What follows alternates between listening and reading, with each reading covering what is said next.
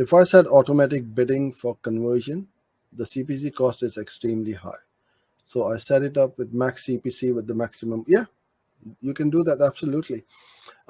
So what would you rather have? A cheap click with a low conversion rate, or a high CPC click with a high conversion rate? Think about it.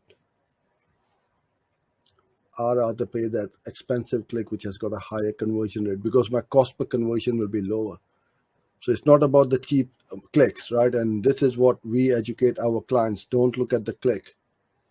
Click is a vanity metric, impression, CTR,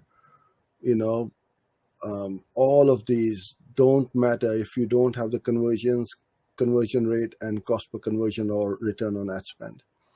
So that is the 3 or 4 metrics which you want to focus on. And then, yes, you need to keep an eye on the other ones as well if things aren't working. But if they are working and you're getting expensive clicks but really good return on ad spend or profitable CPA, then you just keep scaling it up. I wouldn't bother. And that's how most people can't scale up either, because their bidding or the bids are not aggressive enough.